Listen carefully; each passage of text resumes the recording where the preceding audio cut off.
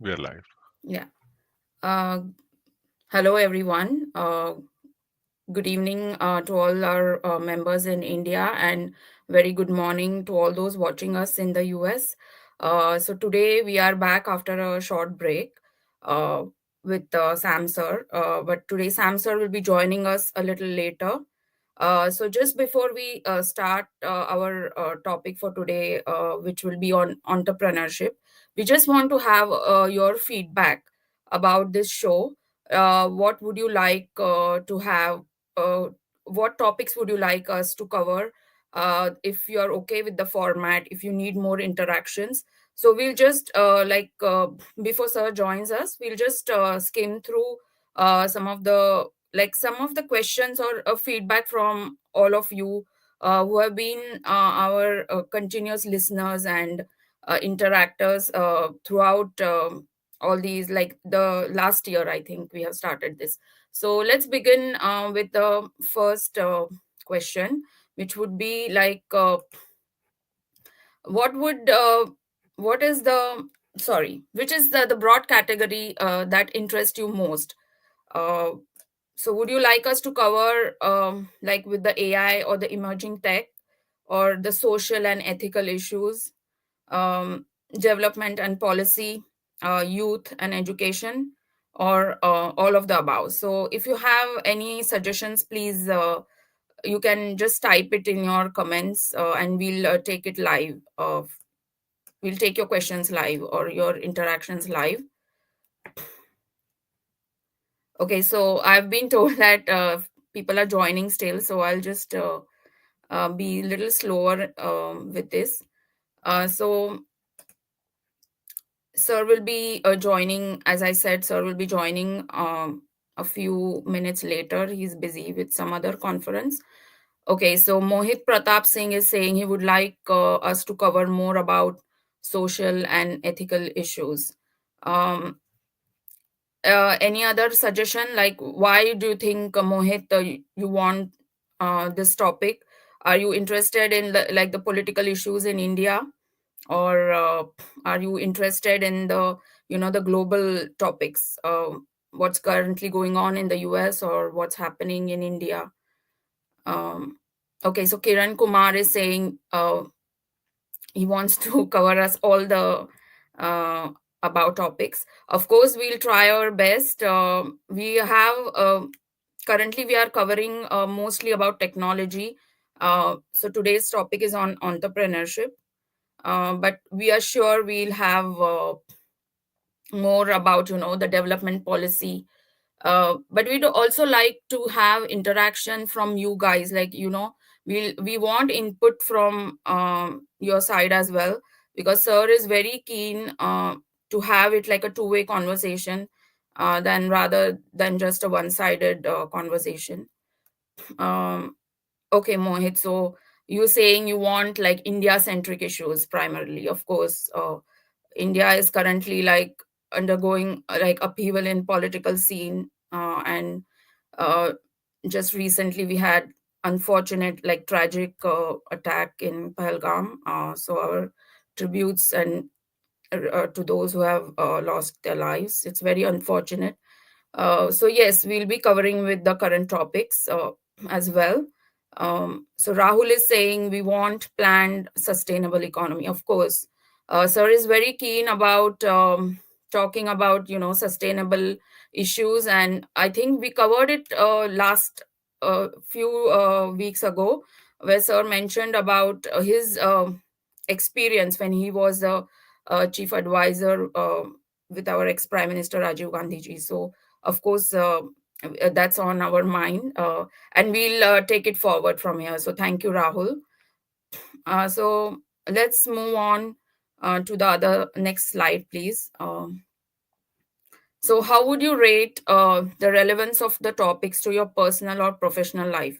So basically, our interest is like whatever discussions we are having in this on this show, is it like relevant to what you're facing? Like, is it some of your own experiences? Like, you can share with us your own experiences, like how the current policies across the world, if you are in the US or in India, whether the topics are relevant to you, whether you have experienced something, like if we discuss about the social gap in India, whether you are one of those victims, you can, so topics like that, you can share with us your experience. So Kiran Kumar, thank you. So you are saying you're particularly interested in education technology, specifically affordable, interactive, immersive, and educational contents. Of course, this is a very important point, and thank you very much, Kiran. Uh, this will surely inculcate this in our next episode, and this is a very good point. So, yeah, Rahul, of course, we everyone wants peace, and I think that's the core issue right now that the world is facing. So, thank you for that comment.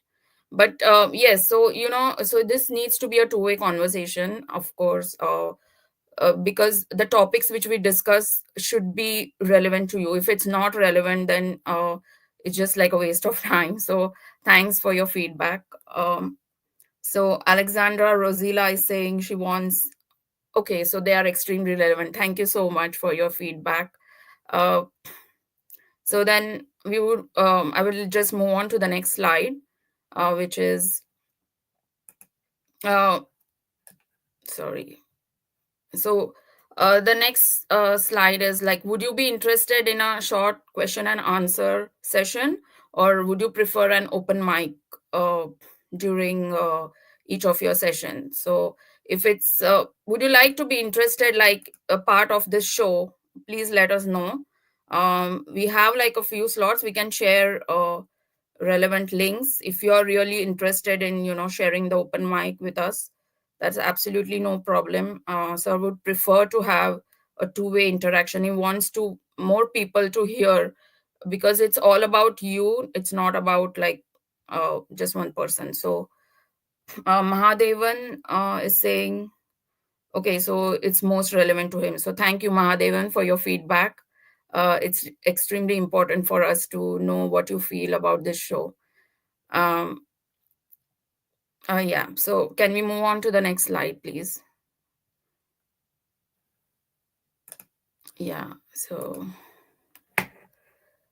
okay, so I'll just take on few comments. So Nagender is saying youth and education play a very crucial role in Indian context. Social media, particularly WhatsApp, university, are spreading misinformation among the younger generation. To free the youth from falsehood, it is essential to actively present and promote the truth. Absolutely. So WhatsApp IT cell is just creating a nuisance, because I have been myself. It's just like I have been the victim of this, because my I have a few friends who are pro right, and it's and the misinformation they're spreading on social media, on Twitter, on WhatsApp, it's very difficult to counter, especially when you don't have the media houses supporting you, when they are also adding fuel to the fire. So I think the WhatsApp has to be tackled, but unfortunately in right now in India, it's very it's difficult, because it's all everyone is has their own share of it in promoting the hate. We have the uh, paid media, as you say. So it is important to curtail, and there should be some strict actions or some punishments, but it's, I think we have to wait for that for at least few more years for everything to get normal. And hopefully, I wish that it is sooner, not later. So thank you, Nagender, for your comment. So J Tamil Selvan is saying focused agenda may be better. Of course, uh, Tamil Selvanji, we will try to cover the topic which is relevant to the current issues, whether global or whether like back home. So thank you for that comment.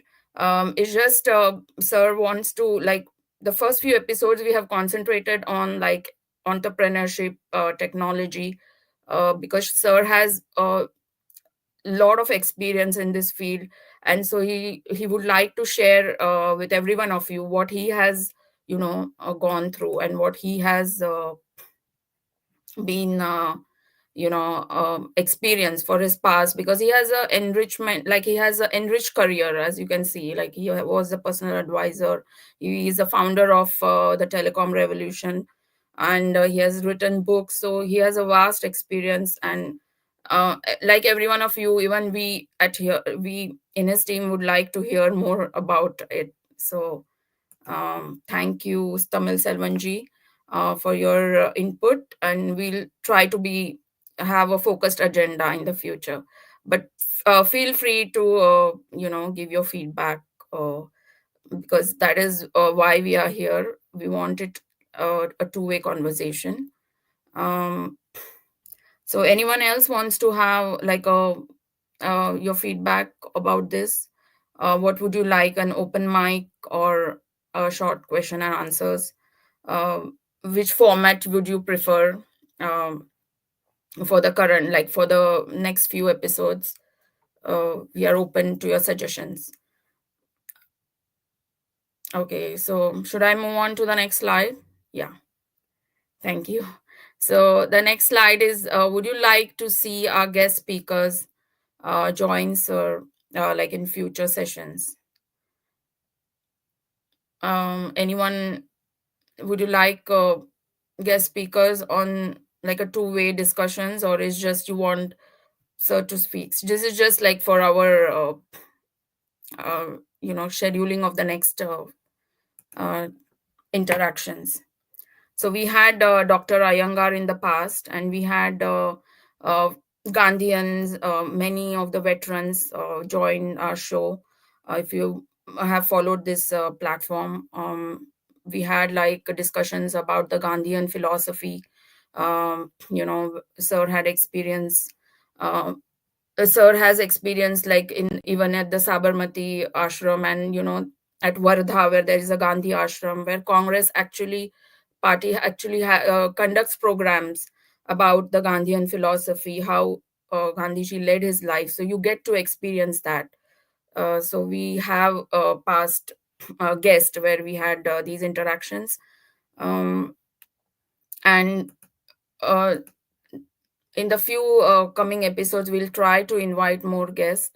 If you had followed the few sessions, earlier sessions, we had the people from Amul, their growth story, how Mr. Kurian did the social entrepreneurship, the whole episode we had. So, of course, so now again, Narendra is saying we would like to have like open short questions. Of course, yes.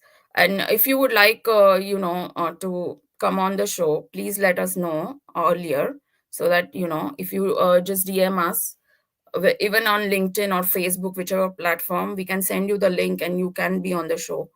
And then you can have like, you ask questions to Sir directly. Okay. And so I'll just tell you the address where you can, there's a website, EA at, oh, sir is there. Hello, sir. Hi, everyone. Hi. Sorry I'm late, No, that's but fine. We are thank just you like for. going through feedback from, Oh, that's great. We need it. yeah, I need it. yeah, And thank you for helping us yeah. out on this. Yeah, so that's what I was mentioning. Please go ahead. No, to our listeners, that if you would like to, have join us on the show, please, like, let us know. We can share the link for that current topic, and you can pose questions and like a two-way interaction. Most of them have suggested it needs to be a question answer session rather than one way. I agree with that completely. Yeah, and they would also prefer like guests to be invited, like we had in the past. No problem. Yeah.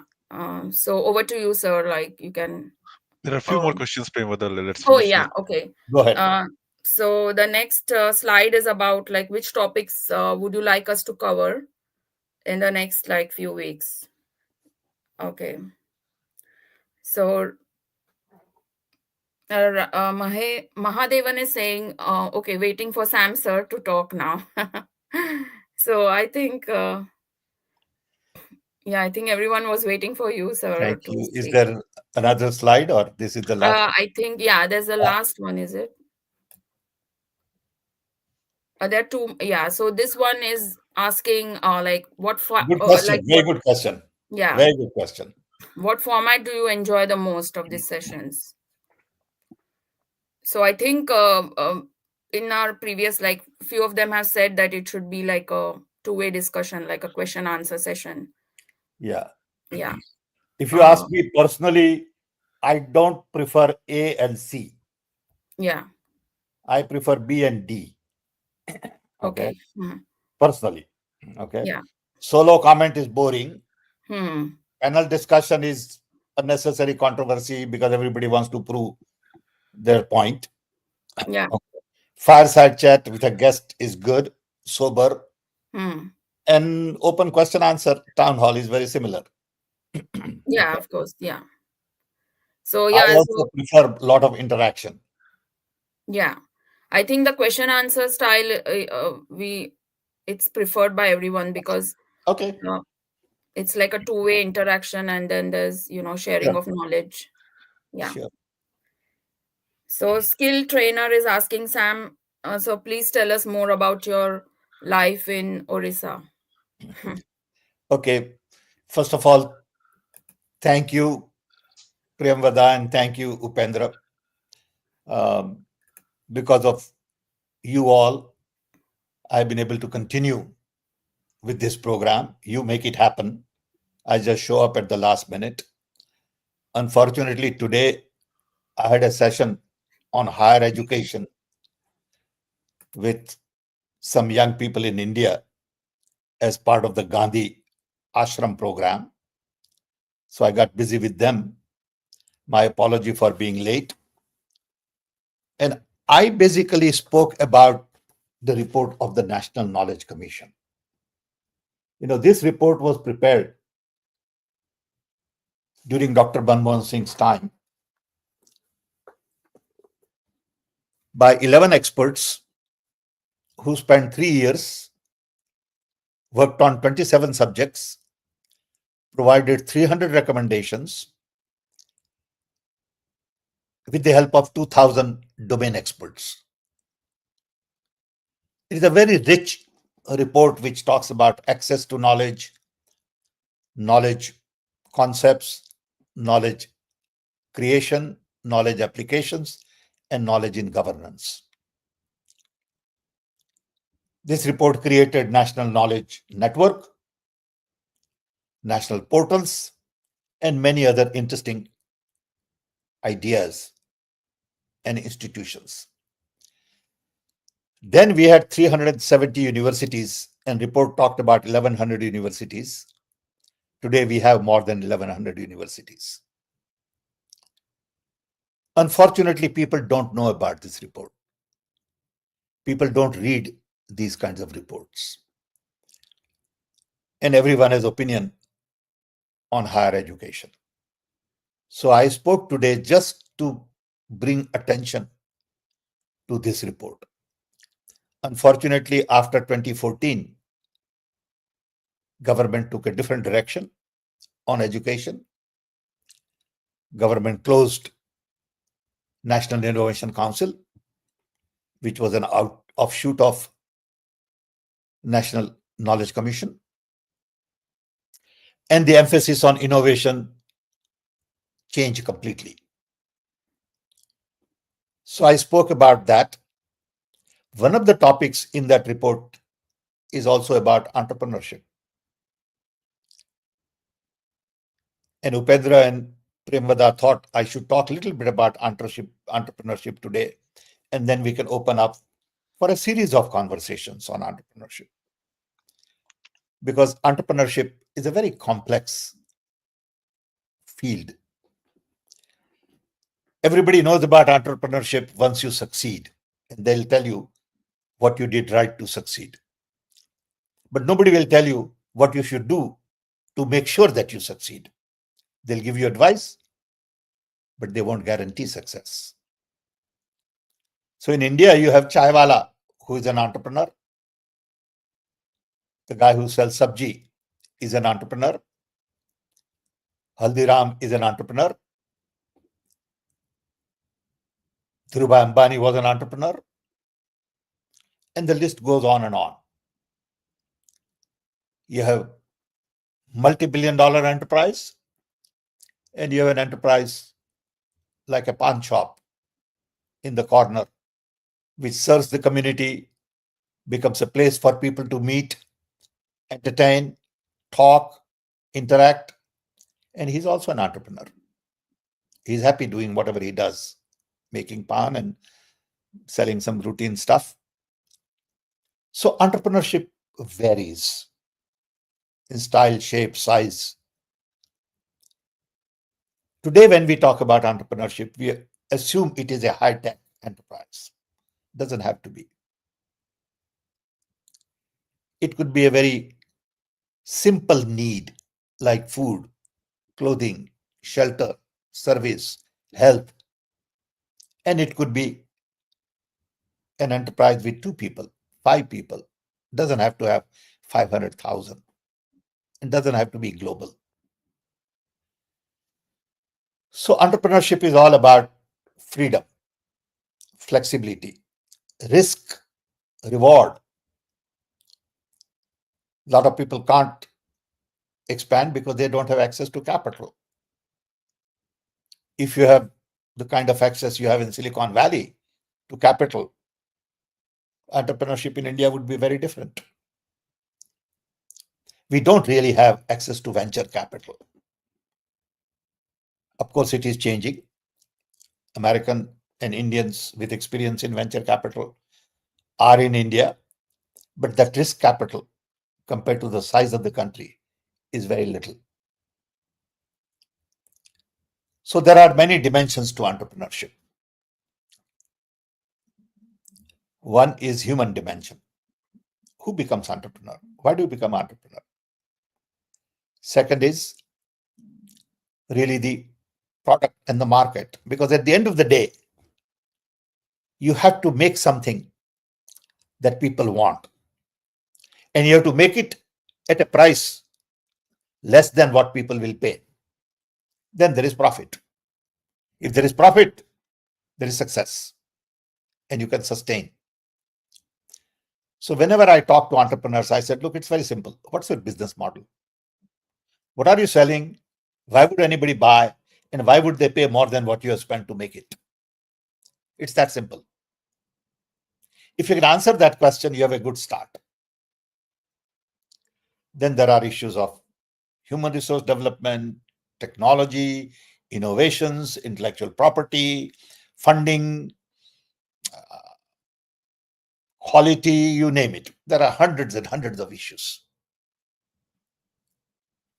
The other day, when I was in Boston with Rahul, we went to visit a very interesting company in robotics.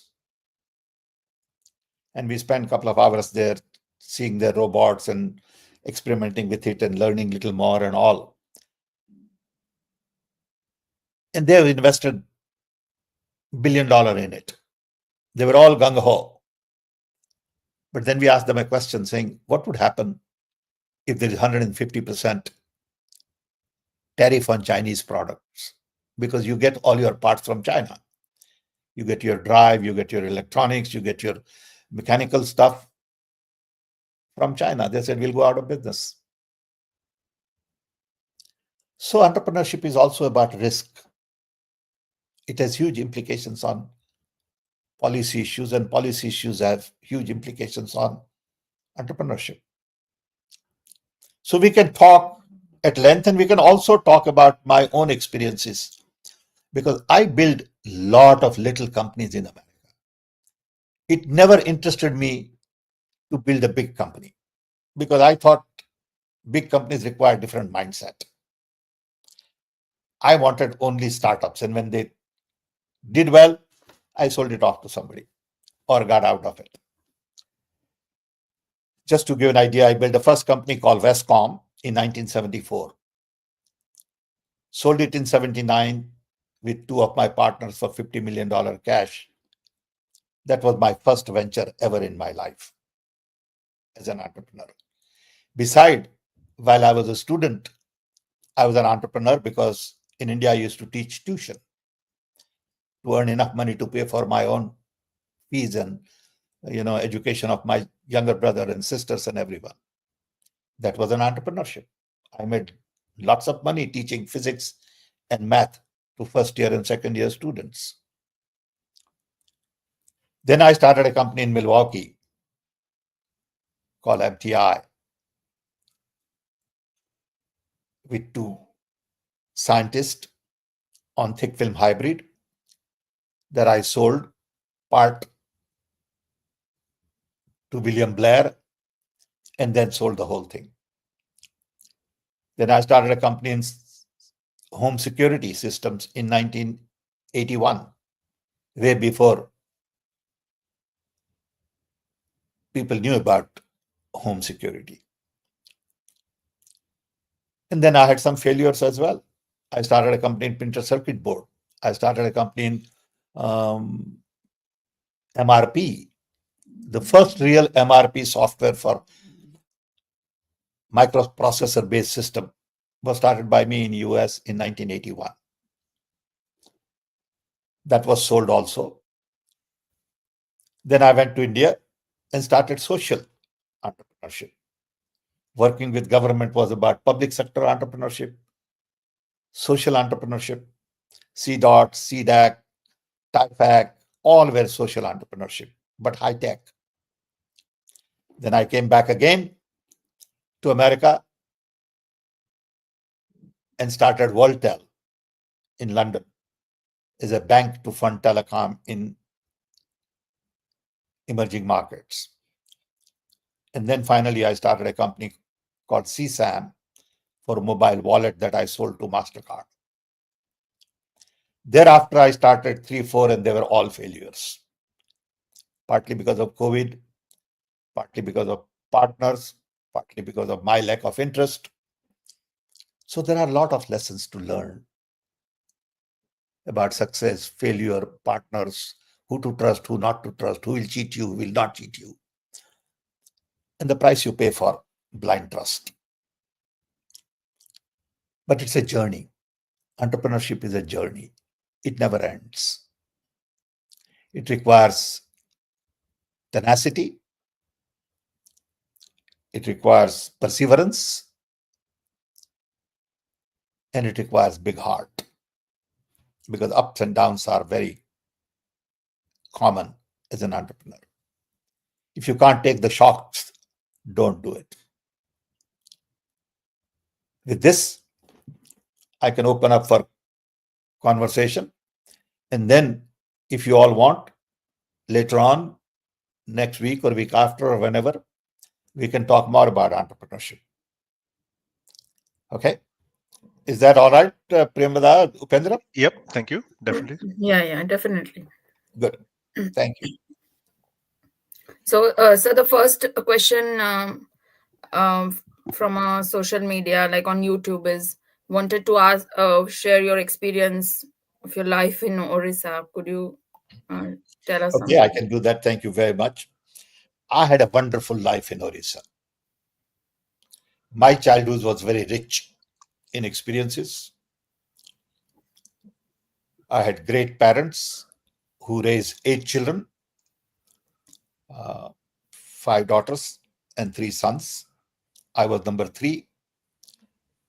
It was not a rich family, but it was a family that could feed and live in a modest place, cook with regular wood burning, sleep on floor. And I also had a very rich neighborhood, Muslim in front, Sikh on the right, Jain on the left, and in the back, Oriya tribal. People were loving, caring, because those were the days of independence fervor. Orissa was rich with forest, mountains. The village had 2 ponds, big temple, but no real good schools. So we did a lot of learning at home. Teachers would come And then at the age of 9, when I was 9, my parents decided to send me to Gujarat with my brother to study properly. But the life in Orissa was very rich. You learn so much from people and environment. You go to a market on Saturday to buy some vegetables, and you see fish market, though I didn't eat fish in those days, but as kids we'll be curious and go visit fish market because it was available to see. We have seen, dog fights, we have seen um, chicken fights, bull fights, little. And the village was very small. In those days, it was, 5,000, 3,000 people. There was a Rath Yatra in the village. There were very few shops. But the life was very different. If I had stayed in that environment, I wouldn't have grown. So when I look at migrating to Gujarat and from Gujarat migrating it to America, I realize that the history of human civilization is basically a history of migration. Everybody came from somewhere. Ultimately, everybody came from Africa. People move. People go to England and people go to Russia and people go to, I was talking to somebody yesterday. He has been in Russia for 31 years, Indian fellow. Married a Russian girl. Has Russian kids. Speaks fluent Russian. Indian from UP. Okay. So I think going out is part of an experience that makes you who you are. So Orissa gave me the foundation, the base. And then things changed as I moved on. Okay. And it happens in everybody's life.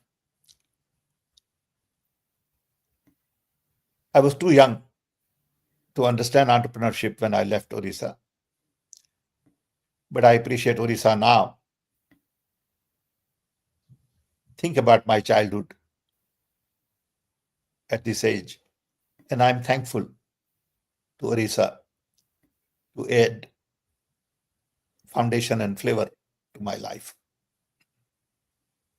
Thank you. Thank you, sir. So next question is from Tejinder. He's asking, can you compare entrepreneurship in India and the US based on your experience? Thank you. Yes, I can. The fundamental difference is entrepreneurs in America have access to risk capital. Entrepreneurship or entrepreneurs in India do not have access to risk capital. If you look at all the banking sector, they will give money to rich people. They will not give money to a poor guy. Farmers will have very difficult time getting loans. If you are well established, westernized, you can get 5,000 crore loan without much of security. And you have seen it, you know the stories. So that's one fundamental difference. I think Indians are better entrepreneurs than Westerners. Maybe I'm biased because the environment is very hostile. So to survive in India requires multidisciplinary approach. To survive here is a little easier because the comfort is taken care of. Electricity is there, water is there, phones work, transportation is assured. All those basic necessities of life are working today here. In India, you don't know when your electricity will go. You don't know what kind of water you will get. If somebody got hurt, you don't know whether your employee will be able to get medical help on time. So that's why it becomes very difficult. So one is risk capital, two is institutions and infrastructure. Doesn't exist. at the level we want for entrepreneurship to flourish. And third is basically all the government procedures and laws. I must tell you that in this country, I have started over 20 companies, 20 of all kinds, including one for, playing cards. And in the process, I never, ever have visited any government office. I don't know what government office looks like in America. My lawyer fills in some forms, I sign it, and it's done. I sign documents for patent filing, for trademarks. In India, if you're on the board, you have to sign so many documents. Last 2 weeks we have been going through with the help of Rakesh. We had to get some documents signed. Then, because I'm on the board of National Herald and I'm a chancellor of a university, then we have to get the document notarized. Then we have to get apostated, which is from the state government. And then finally, we have to go to Indian consulate office. I mean, it's just ridiculous. So why would anybody want to be an entrepreneur? I'll give you, I had told you many weeks ago that I designed new deck of cards called Compu cards. And these are the cards that I had designed. Okay, this is software programmer as the king. Okay, this is plus card, minus card. This is computer as a queen. Then there is the software bug as the joker. There are 64 cards to a deck. And when I did this, I had to file copyright. This was about 45 years ago. So I signed some document and it was done. I can't do that in India with the simplicity I can do here. So I think all our rules and regulations are too complicated for entrepreneur to be comfortable. Okay. But that's the answer. Risk capital, environment ecosystem, infrastructure, and government rules and regulations are the problems. So just continuing with the government rules and regulations in India, which are a hurdle for many youngsters to, do any startup or do their own solo entrepreneurship ventures. So what do you think, sir, is required in the age of technology, like where everything is automated? Simplify law. You should be able to set up a company on internet with no more than one form if it is below certain level. You should be able to open a bank account quickly without any hassle. And you should be able to close a company quickly. In India, it takes forever to close a company.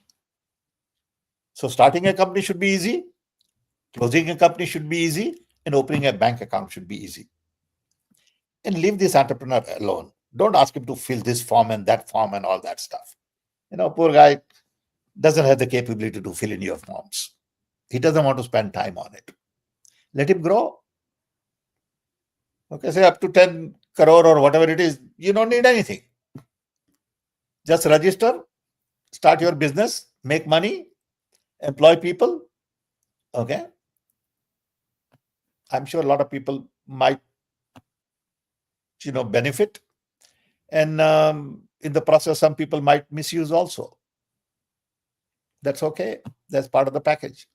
But just because 5% of the people misuse, don't penalize 95% of the people. Absolutely, sir. So somewhere this red tapeism and paperwork and government hassle is creating like a block in this. Personally, I would not start a business in India. Personally. Okay. Yeah. Because it's too much hassle. They can trap you on anything. They can say, oh, by the way, you didn't pay this and you didn't sign it properly. And if you don't sign it properly, that is illegal. And immediately say money laundering.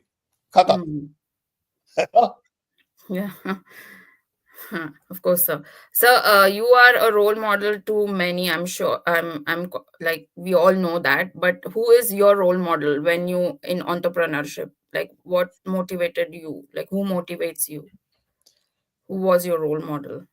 I think my father did, in a sense, because he worked so hard to feed 8 children. And he was an entrepreneur, basically. He was small time fellow in small village. And I realized the kind of effort he put in to raise family. So hard work became a normal thing to do. Your father did that day in, day out. Your father was gone in forest for 3 months at a time, and lived on rice and potatoes. Okay. And there was no transportation then, so he would go on a bicycle. So as little kids, we will wait for him to come home. On a long road, we'll see some at night bicycle coming, and we would say, "Oh, that's our father." Okay. So he was an inspiration.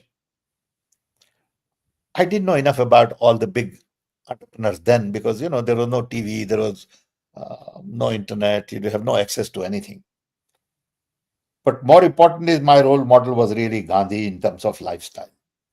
I really was so hammered by his simplicity, his courage, his conviction, his experiment with truth, trust, and ultimately realized that he is the one who gave us independence or helped us get independence.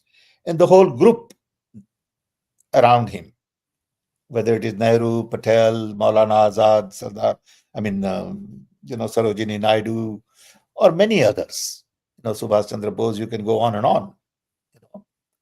They were all great people, and they did something for all of us. Okay.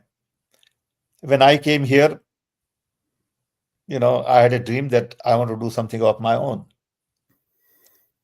But I worked for 10 years to acquire the skills in digital communication for a big company. And after 10 years, in 1974, when I was 32 years old, or 33 years old, I said, it's time to do this. But I didn't have courage. So my father was visiting here in America in those days. And he said, why do you work for somebody? Why don't you do something of your own? I said, Dad, it's not easy. How do I get money? Digital technology is a very complicated thing. And he didn't understand any of that. He said, just quit and then you'll figure out what to do. And I couldn't quit because I had a whole family to feed. I was the only member in the family earning in those days. And my salary was, I think, about $18,000. Okay. But then an opportunity came where two people who had a business wanted to go into digital switching. Mr. Clint Penny and Mr. Alan Brown. And their technology man, Mike Burke, who ultimately became founder of the Dell Lab, Mike and I connected, had a dinner at a restaurant. And Mike said, would you like to do this? I said, yes, I would love to do it. And my salary went up from 18,000 to 27,000 a year. And that was unthinkable in those days. And within 2 years, it became 100,000 a year. Okay. And within 3 years after that, it became 500,000 a year. In those days. Okay. So it just worked. It could have gone the other way around. I could have been fired also.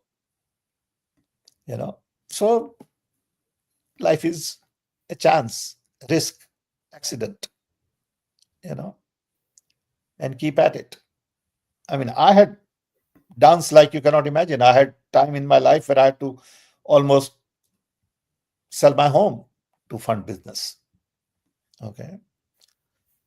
I had time in my life when I had no more than $5,000 to live. But you rise, you try to build cushion, but it doesn't work all the time. So it depends. And everyone has different experience. And everyone's experience is worth some learning. Absolutely, sir. There's so much to learn from you. Mahadevan has a comment about regarding the previous topic when we said, so he's saying that there is a lot of political interventions in India and business, especially, they left organizations and criminal economy is working in India. So Yep. that's his comment on. I agree with Mahadevan. He knows about this. See, the problem is really the character of the people in business. If you can trust somebody, you have a great journey. All my failures in life, in business, I'm talking about business life, unfortunately, and maybe I'm biased, had to do with my partners. Okay. One, their expectations are not aligned with their energy. Two, they quickly become jealous. And they see you in multiple areas and they sort of undercut your interest. And when you start, your interests are aligned. When you are struggling, your interests are aligned. But when you are successful, your interests change.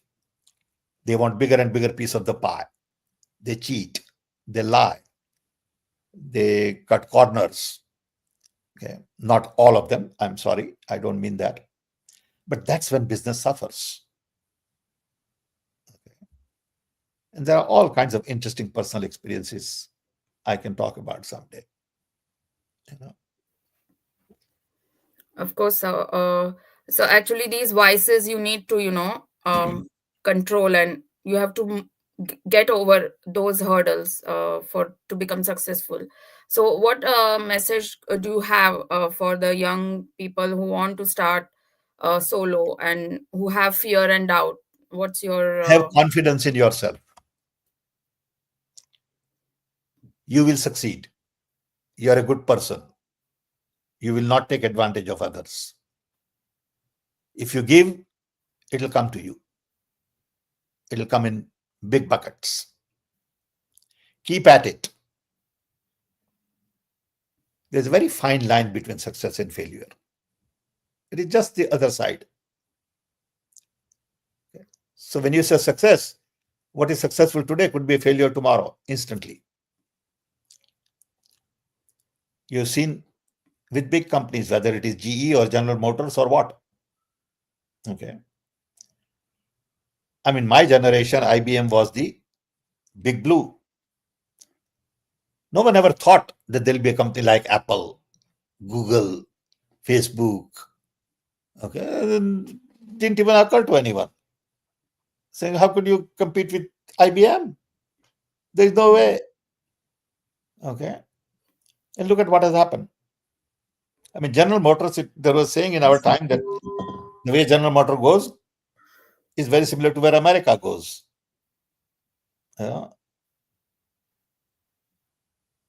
So things change, and you got to go with the change. Okay. Absolutely. So change is the permanent thing. So can't escape that. So there are two more questions before we end the session. One is from Anurag. He's asking, how do we implement entrepreneurship among villagers where there is no skill training and no markets? I think this is an important question. Well, if there is no market, you can't start a business. You got to create a market. Somebody has to buy what you are selling. It could be milk, it could be soda, it could be fruits, it could be vegetables, it could be dirt.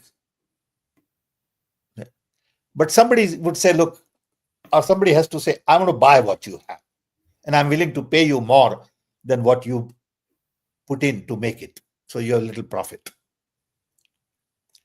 So if you can't identify that, you don't have a business. Everybody's looking for that magic. Okay. I'll give you one example.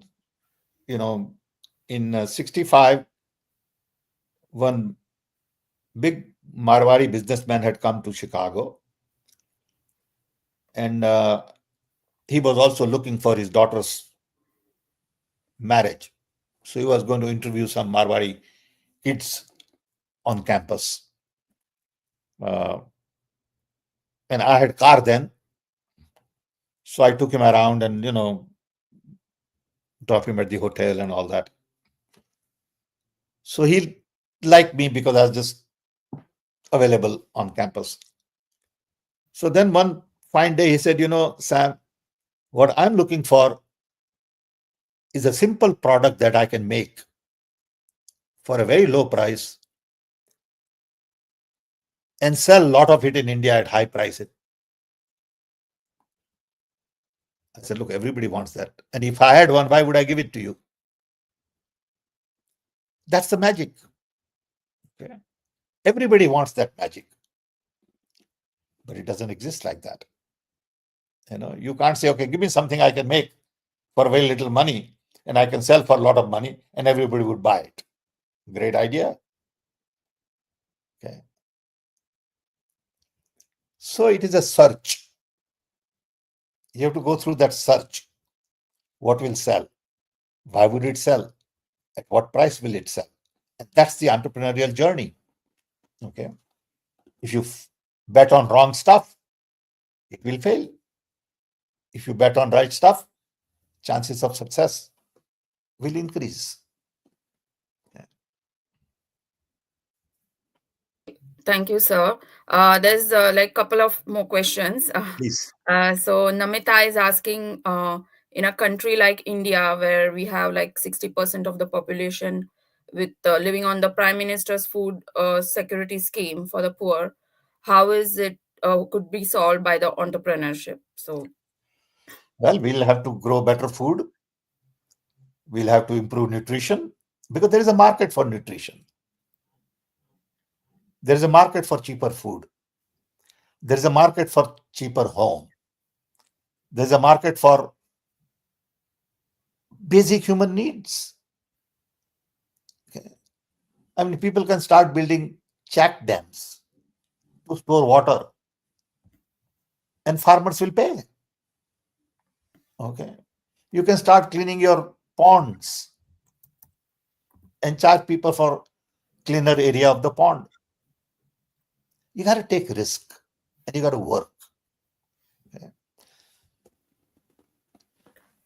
For 25 years, I have been talking about designing a two-wheeler ambulance because I had an incident in 1988 or 89 where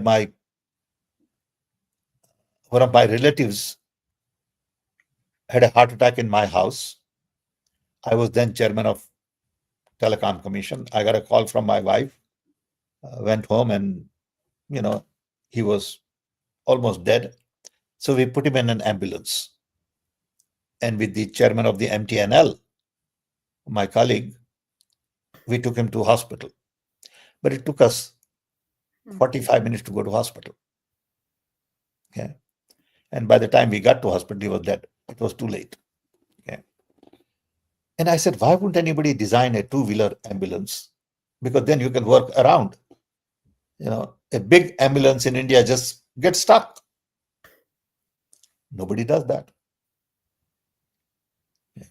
There is an opportunity, but there's a risk also because it will sell only in some big cities. That's okay. Why don't we design better cleaning equipment for house cleaning and all? You look at all the tools you get here. I mean, somebody can take all these tools and copy it there. So there are lots of opportunities. And you can see Chinese have done a superb job at that. You got to compliment them.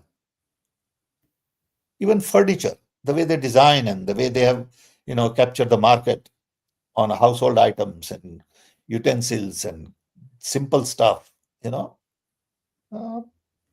it's crazy. One day by mistake, I just got onto Temu, Hmm. you know. And let me tell you a very interesting story. I just started looking and I saw some watch for $5, $3, $7. And I couldn't believe it. This was almost a couple of years ago. I couldn't believe it. I said, how can it be done? So I ordered 75 watches Hmm. of all different types. I said, let me just check. A few $100. So I got the box and I was shocked that it is real. Hmm. I opened, I checked all 75. All 75 worked. Not a broken piece, nothing. Okay. I kept the time to make sure that time also works, and all 75 time works perfectly. Okay. I still don't know how they make it. Yeah. Okay. So I ordered another 50. Okay. I thought maybe the first batch would be same thing. So I have, 100 watches. Whenever somebody comes, I just say, okay, take whatever you want to take out of it.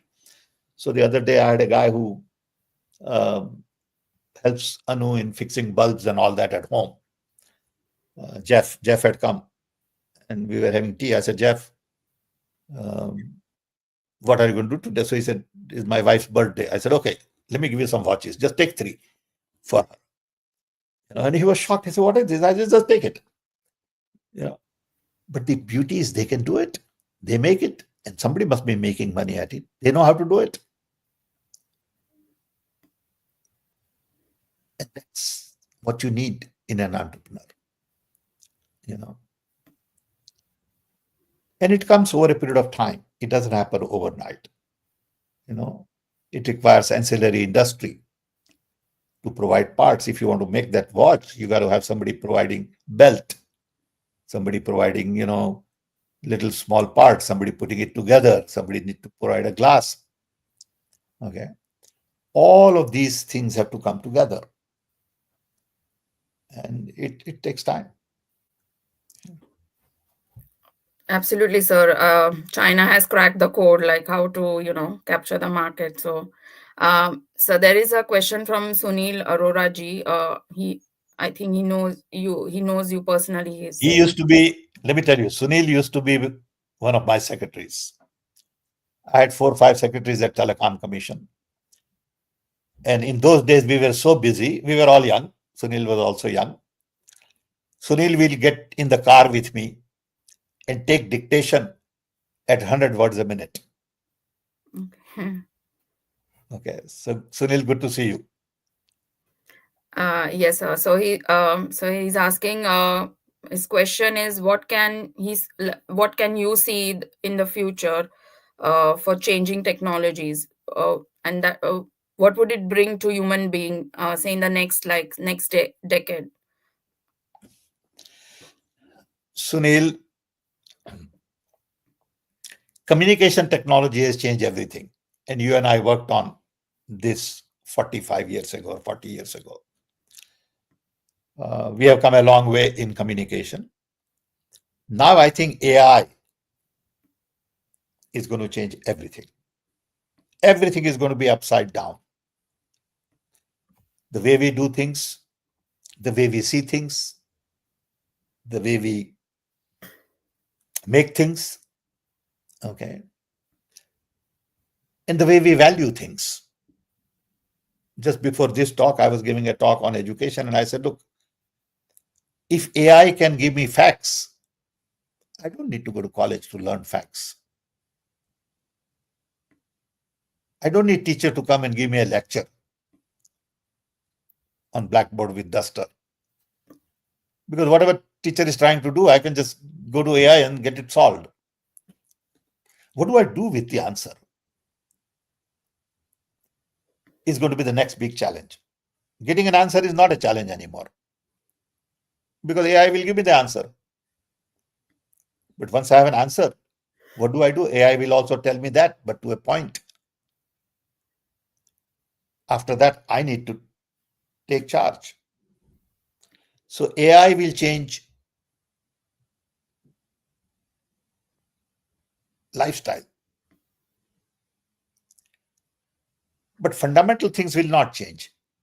And that is human nature, character, hopefully,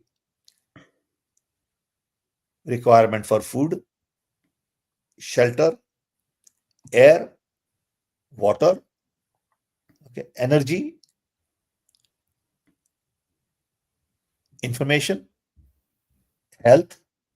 These things are going to remain because that's what life is. Life can be defined based on basic needs. If I eat, I have life. If I sleep, if I am well, if I have a home, if I can breathe. So technology will be used to clean the environment,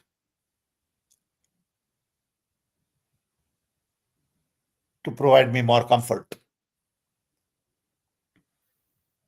And future is going to be definitely better than present, guaranteed. And we have seen it. I've seen the past, 80 years ago what life was and what life is today. I've traveled in bullock carts. I've traveled on camel because there was no bus, there was no transport. And today there are planes there. Okay. So things have changed and things will continue to change, provided we can live in peace and not kill each other with nuclear bombs. So I see a very bright future. Okay. Absolutely, sir. Thank you. And I think Anurag, sir, has answered your question about AI. He asked the same thing, like AI for village entrepreneurship. So I think sir has addressed your question. Thank you for joining in. So I will just conclude today's session.